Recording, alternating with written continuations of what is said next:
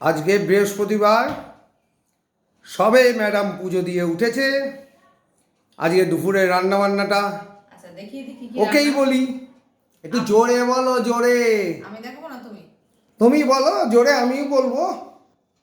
এই যে সাদা ভাত, এই দেখুন গরম গরম সাদা ভাত, যেটা ছাড়া বাঙালিদের একদম চলবেই না। হ্যাঁ এটা ছাড়া বাঙালিদের চলবে না, অন্তত দুপুরবেলা। একদম। Very good. আর এটা হচ্ছে কুমড়ো শাকের ডাঁটা দিয়ে ঝিঙে আলু টালু দিয়ে একটা তরকারি। ঘন্টা হ্যাঁ, এটাকেও কিন্তু ঘন্টই বলে। তুমি বললে তো রেগে যাবে, তুমি আমাদের এই ক্যামেরাটা করো, তুমি তো এটাকে ঘন্ট বললে রেগে যাবে, কিন্তু এটাকেও ঘন্টই বলে। নিকুচি করেছে ঘন্ট। আচ্ছা তরকারি বলো শাকের তরকারি, হ্যাঁ, স্যালাড, কুমড়ো শাকের তরকারি, স্যালাড স্যালাড, আর কাতলা মাছের আলু দিয়ে একটু শুকনো শুকনো করে করেছি। আহা, মাছটা দেখেছেন কি রং হয়েছে, লাল লাল কষা কষা, আর যেটা শুকনো ছাড়া শুকনো। যেটা ছাড়া তোমার চলবেই না সেটাই যে দই। টক দই শুরু। বাহ, ভেরি গুড, দারুণ হয়েছে, খুব সুন্দর হয়েছে।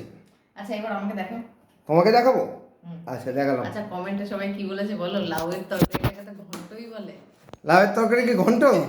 হ্যাঁ, সবাই এখন দিদিভাই যেটা বলবে সেটাই ঠিক। ঘন্ট বললে তুমি রেগে যাও কেন? ঘন্টই তো। ঘন্ট, আমার মাথাটাকে তো ঘন্ট বানিয়ে দিয়েছো তুমি। আর কি করবো বলো, ঘন্ট শুনলেই আমার ঘন্টা বেজে যায়। হাসছো কেন?